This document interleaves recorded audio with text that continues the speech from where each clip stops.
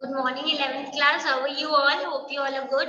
So, class, we were on chapter number 4 of history, the Central Islamic lands, and we had an introduction कि exactly कौन सी area है जहाँ पे ये spread out था.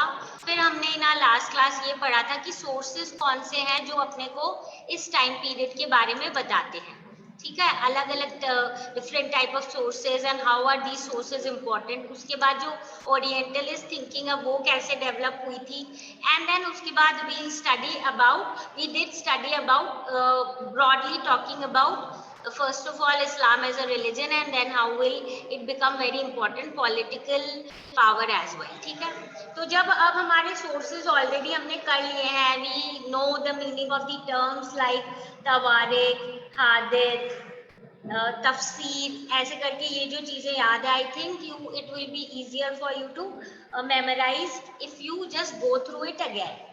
Now we will come on to the next part, because अब हमें sources पता चल गया, हमें पता चल गया कि हमें इस टाइम पीरियड के बारे में कहाँ से पता चलता है और जो ये सोर्सेज हैं ये कौन कौन से टाइप के सोर्सेज हैं और इनसे हमें क्या क्या पता चलता है. बाद में जब टुवर्ड्स द मॉडर्न टाइम कैसे इस्लामिक हिस्ट्री को और सेंट्रल इस्लामिक लैंड्स को पढ़ने के लिए जो ओरिएंटलिस्ट और जो यूरोपियन स्कॉलर्स हैं उन्होंने पढ़ाई की थी और मॉडर्न टेक्निक्स को मिक्स करके क्या क्या इसकी इंटरप्रिटेशन की थी. ठीक है, now we will talk about the rise of Islam in Arabia.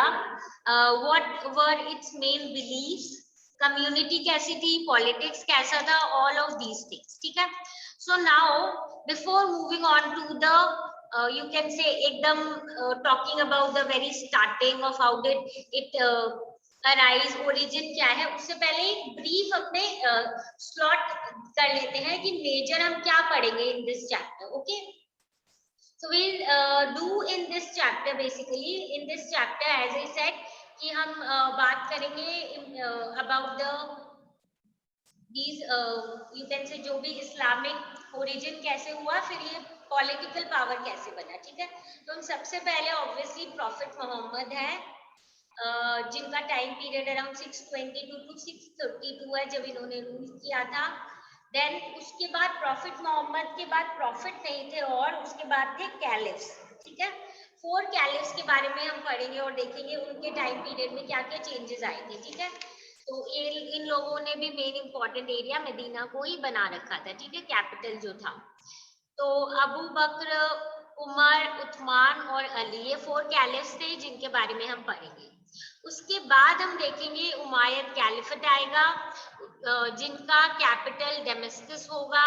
उसके बाद हम देखेंगे कि एबिसिड आएंगे हमारे और जो एबिसिड्स हैं अगेन इनका जो कैपिटल है वो होगा इन बगदाद. ठीक है, और इसके बाद हम देखेंगे कि slowly and gradually we will notice that सल्तनत आ जाएंगी, जिन सल्तनत के बारे में हम बात करते हैं और वो जिस एरिया में डोमिनेंट होंगी उनका अलग अलग कैपिटल होगा.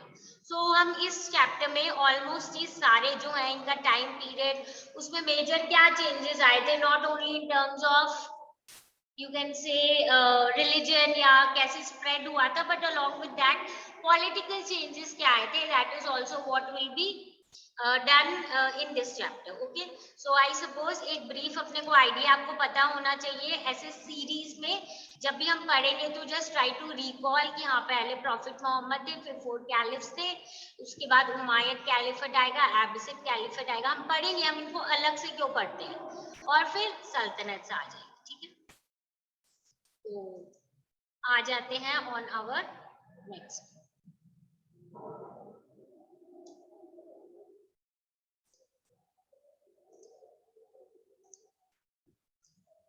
So as I said that now we'll start with the origin of Islam as a religion. Arabia में कैसे स्टार्ट हुआ था ये देख लेंगे.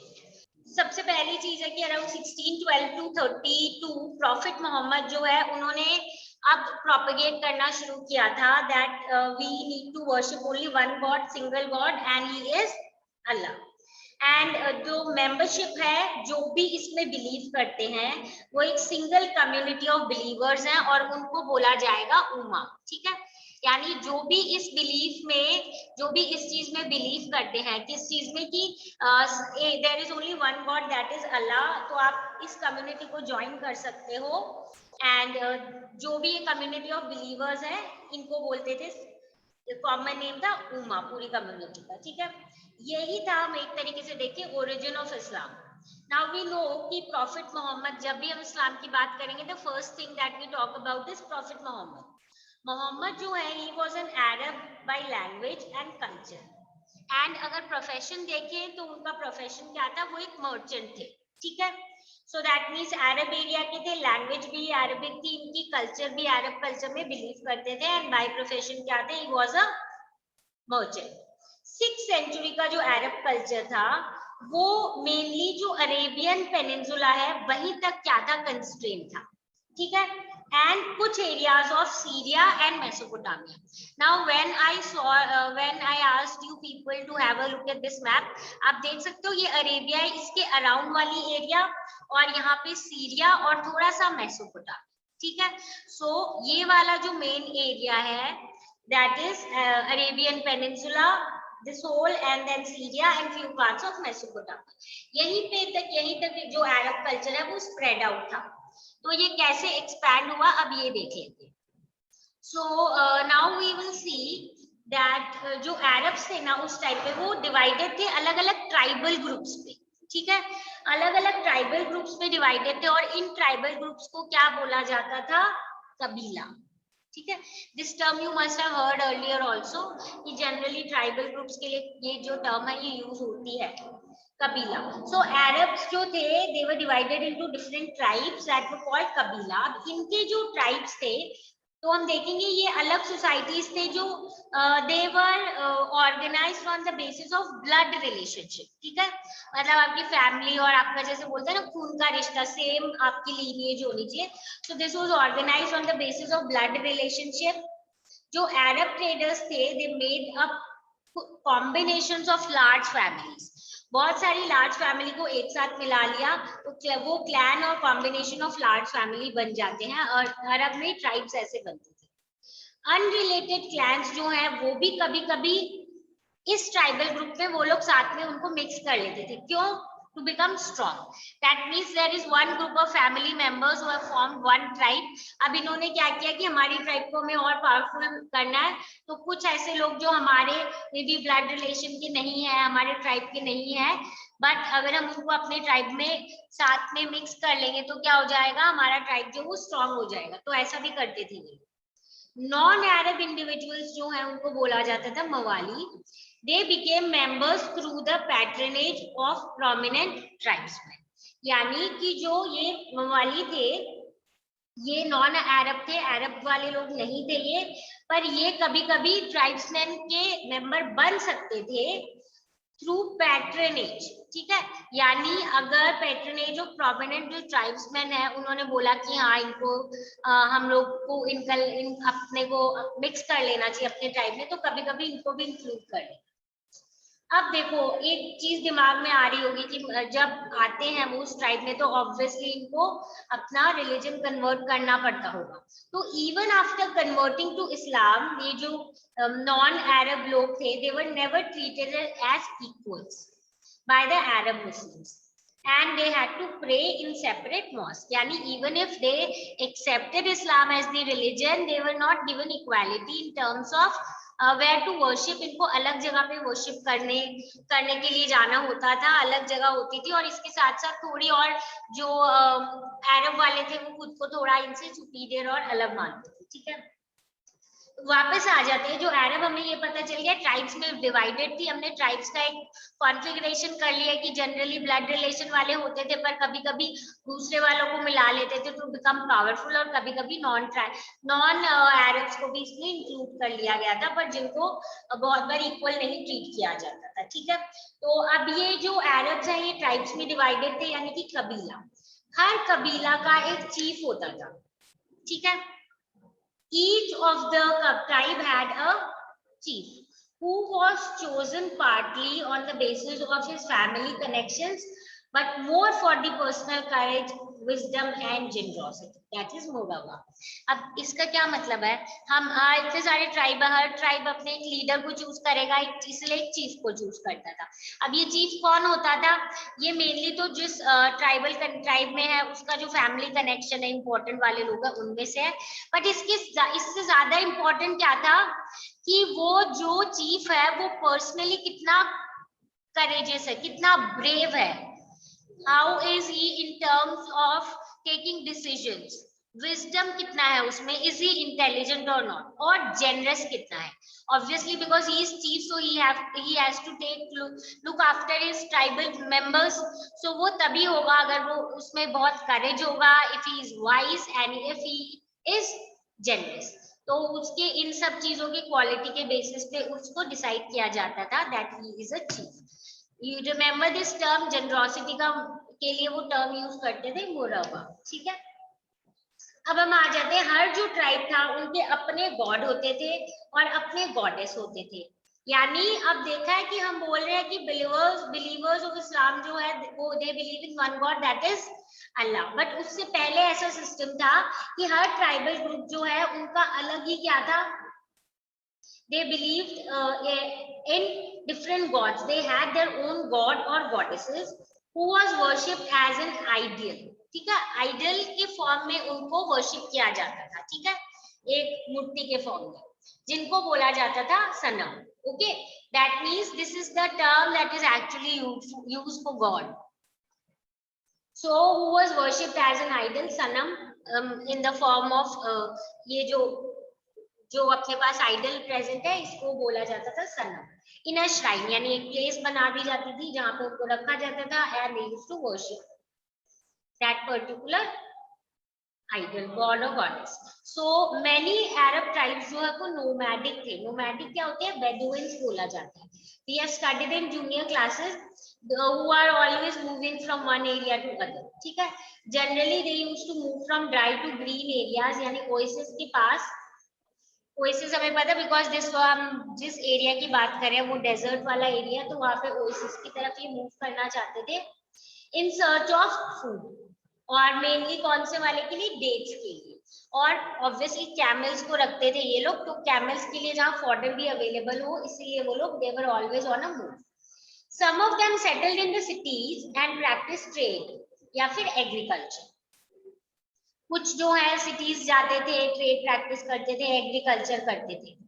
तो ये तो हमने एक बैकग्राउंड ले लिया कि उधर कैसे ट्राइबल ग्रुप था, कैसी टाइप की लाइफ थी. अब हम आ जाते हैं मोहम्मद के बारे में. प्रॉफिट मोहम्मद जो हम बोलते हैं, उनका खुद का भी एक ट्राइब था जिसका नाम था कुराशी. ये रहते थे मेका में, और मेका में मेन श्राइन थी. कौन सी मेन श्राइन थी? That is a cube like structure जिसको बोला जाता है काबा. ठीक है, you know it is very very sacred for the believers of Islam. Muslims के लिए बहुत इंपॉर्टेंट जगह. तो ये यहीं पे रहते थे. He used to live in Mecca and his own tribe was called Quraysh and he controlled the main shrine, and this shrine basically is a cube like structure and this is called Kaaba.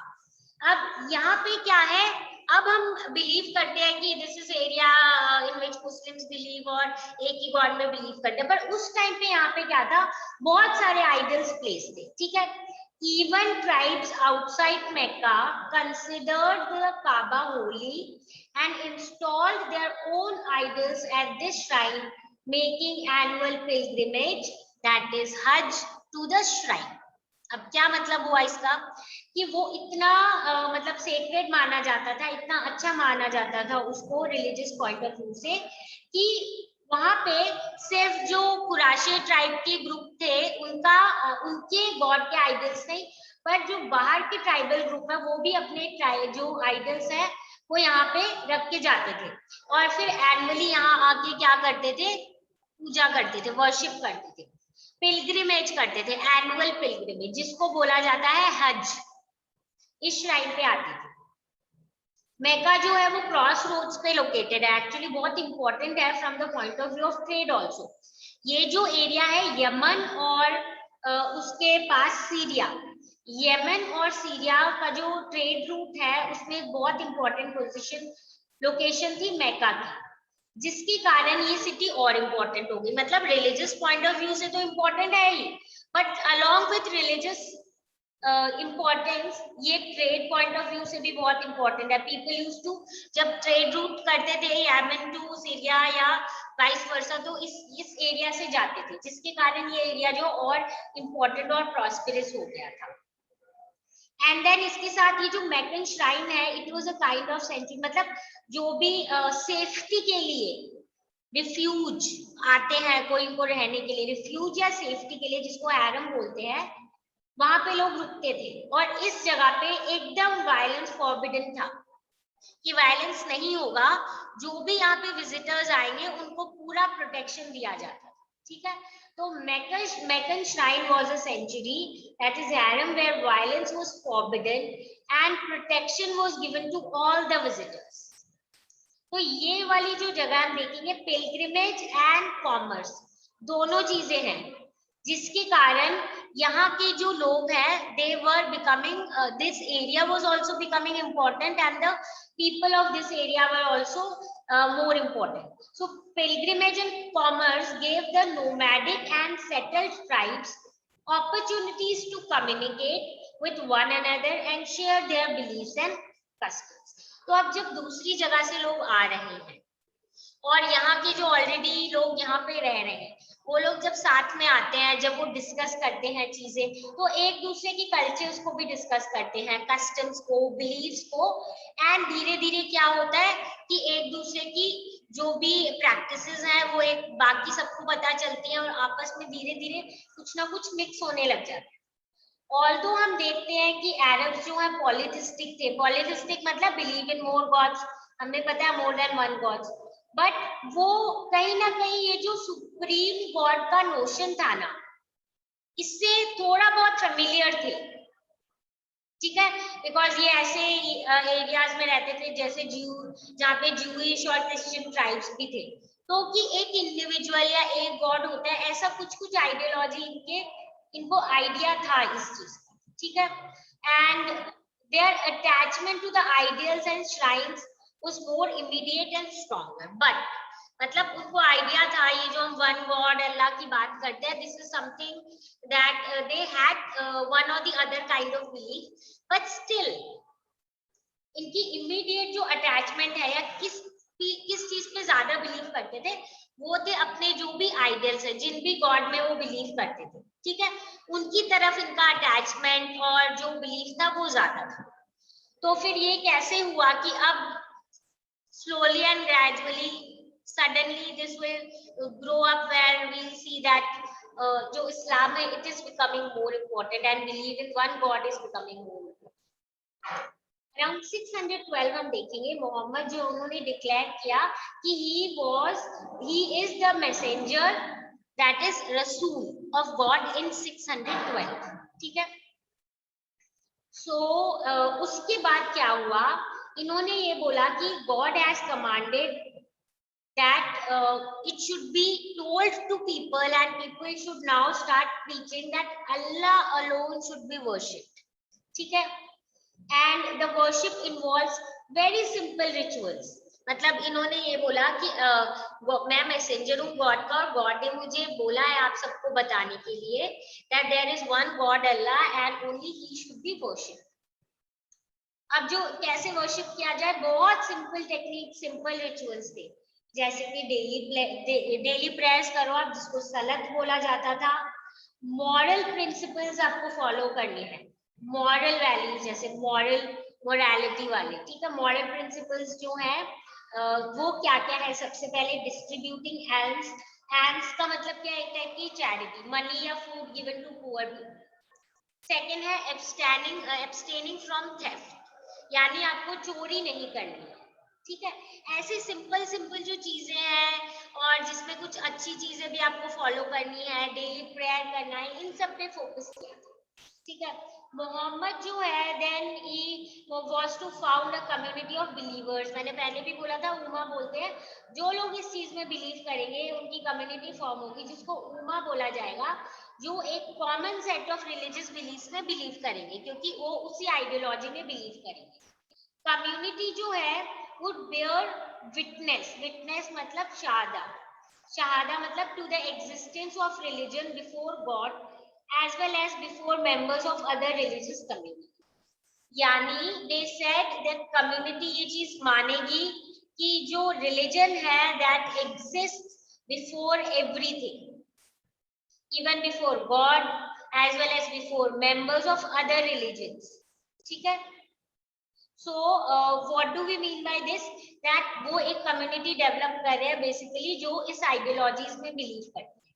ये कि अल्लाह है, moral principles follow करना है, religion बहुत important है और religion बहुत पहले से, ठीक है?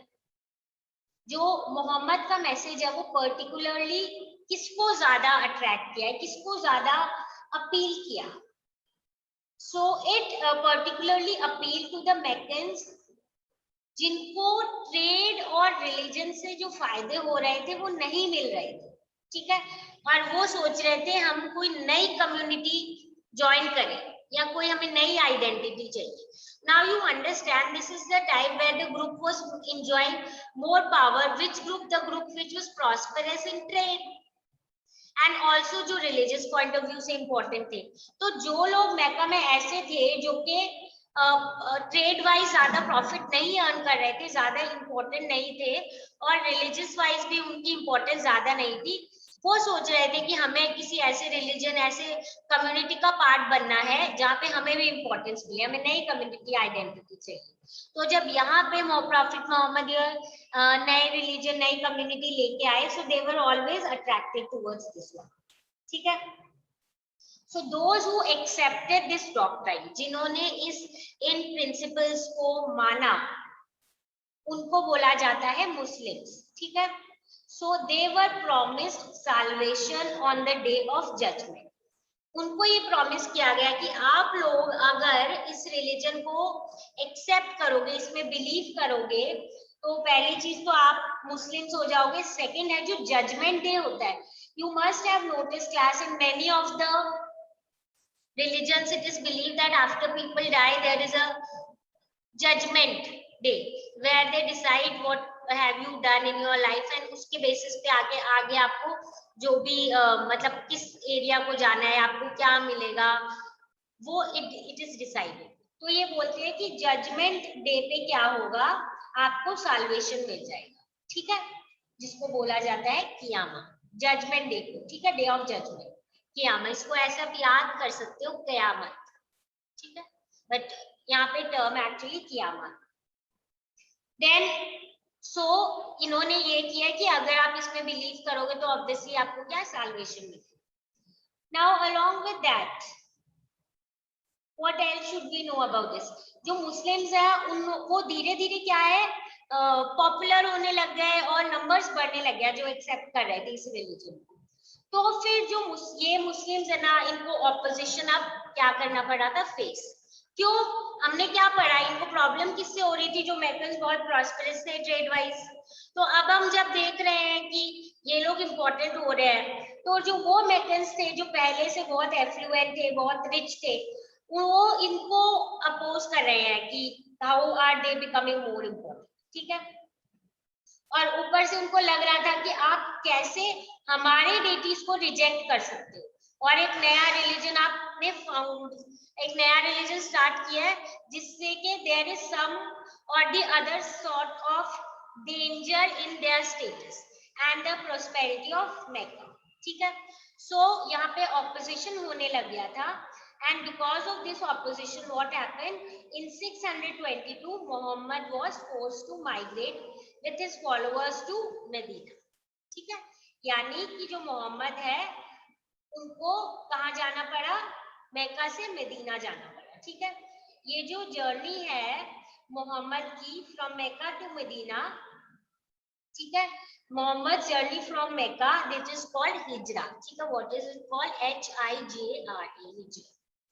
तो ये जो है it was turning point in the history of Islam और इस ईयर को बहुत इंपॉर्टेंट बोला जाता है, specially this the year where he reached Medina. And जो मुस्लिम कैलेंडर है उसको, उसकी तो जो बिगनिंग ईयर है वो इसी ईयर को माना जाता है, ठीक है। So this is about, you can say जो स्टार्टिंग है हमारा, starting of what, starting of this Muslim religion, sorry Islam as a religion, and then इसके बाद ऑब्वियसली कैसे ये इंपॉर्टेंट हुए, कितने लोगों ने एक्सेप्ट किया, and then along with that we will see कि कैसे प्रॉफिट मोहम्मद को मक्का से मदीना जाना पड़ा, एंड वो ईयर जो है वो बहुत इंपॉर्टेंट है, and it is important in terms of the Islamic calendar as well, क्योंकि जो फर्स्ट ईयर है 622 उसको फर्स्ट ईयर माना जाता है इन द इस्लामिक कैलेंडर, ठीक है। So this is about, these are few details about the Islamic calendar which we will study in detail in our next class, and we'll also see what are the more development that will be seen during this period है, okay. So I suppose आज जितना हमने किया है must be clear to you all, just a background. So if you have any doubt relating whatever we have covered, do come back with your doubts and we'll discuss and solve it. So meet you all in the next class.